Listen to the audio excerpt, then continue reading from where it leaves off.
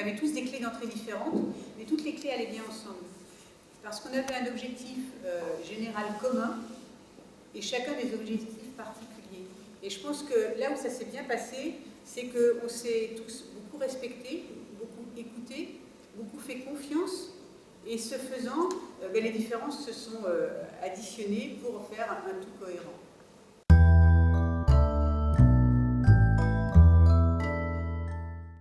Les premières missions, elles ont tout abouti rapidement à la confirmation du fait que oui, il y avait une bonne idée, que oui, les contextes méritaient de s'y attacher parce qu'il y avait bel et bien de la malnutrition et qu'il y avait, semblait-il, un intérêt des partenaires locaux pour pouvoir travailler avec eux et qu'on était au bon moment. Disons, ce qui était innovant aussi, peut-être, c'est de dire, c'est qu'on n'est pas venu avec une solution clé en main. C'est-à-dire qu'on avait des compétences autour de la table, avec une idée de faire des choses, et on a appris en cheminant, en quelque sorte. Et puis c'est d'intégrer tout, c'est-à-dire que ça part de la production. Enfin, la production, on l'a abordé de savoir qu'est-ce qui était produit, on n'a pas travaillé sur la production, mais savoir ce qui était disponible, comment le transformer en s'appuyant sur les savoir-faire, et transférer tout ça, disons. Et après, la commercialisation, dès le départ, disons, avant la première mission, je dirais, on parlait de gamme de produits. Ce qu'on a fait, c'est, pour les ONG, en tous les cas, à l'époque, c'était quand même quelque chose de nouveau. Et en plus, ce qui était innovant, c'est de dire, en fait, ça va se vendre, il faut que ça se vende. Et pour que ça se vende, il faut que nous-mêmes, on ait envie d'acheter, disons. On ne parlait pas de bénéficiaires, on parlait de consommateurs.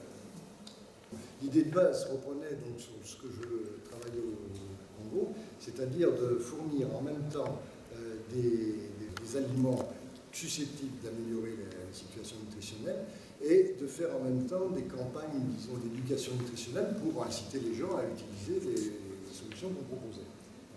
Comme Madagascar, on était parti plutôt vers des solutions de genre recettes traditionnelles améliorées. On est revenu un petit peu sur cette idée, on a changé parce qu'à l'épreuve des faits, on s'est aperçu que ce n'était pas la bonne solution.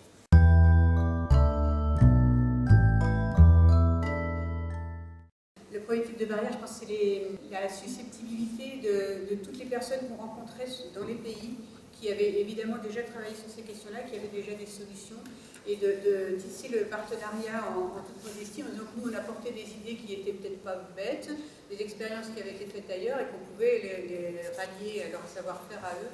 On était dans un monde un peu moins compliqué. Il n'y avait pas l'organisation locale de législation, et tout compte fait, on était assez libre sur ces sujets pour avancer des solutions nutritionnelles. Les vraies questions qui se sont posées, ça venait plutôt d'organismes internationaux comme l'UNICEF, pour ne pas les citer, qui avaient depuis longtemps travaillé sur ces questions et qui ont de grandes certitudes sur ce qu'il faut faire pour réduire la malnutrition. Même si, par ailleurs, l'UNICEF a été un partenaire extrêmement fort et nous a accompagnés avec les premiers soutiens, la première confiance accordée et les premiers financements.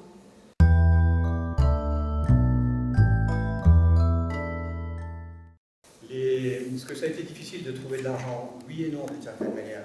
Les bailleurs de fonds, on pouvait aller les voir directement, parler avec eux, leur expliquer en détail ce qu'on voulait faire, les interpeller. Alors, les financements qu'on pouvait obtenir n'étaient pas nombreux, ou très importants, disons, à l'époque, mais c'était suffisant pour démarrer. Donc les financements qu'on a pu avoir, disons, pour le démarrage de ces projets a été, je dirais, relativement facile. Après, on est passé, disons, à des financements qui étaient beaucoup plus importants, et là, ces financements très importants, disons plus importants, rentraient dans un cadre administratif qui était beaucoup plus contraignant et plus aléatoire, disons, parce que les gens ne les connaissaient pas forcément. Mais on avait quand même créé une certaine légitimité sur le terrain par ces actions à petite échelle, en quelque sorte. On avait démontré que c'était possible de faire.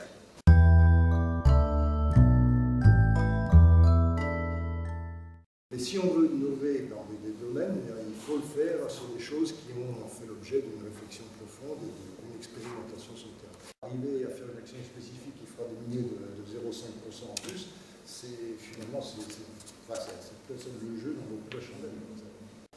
Il faut trouver des modèles de développement qui ne sont plus les mêmes, qui ne sont plus, je dirais, ces approches projets, pour faire simple, mais qui sont des approches socio-économiques ou avec les outils que vous avez maintenant qui sont opérationnels au niveau du GRED, ça devrait permettre ces nouveaux modèles. Il faut continuer à être des professionnels enthousiastes.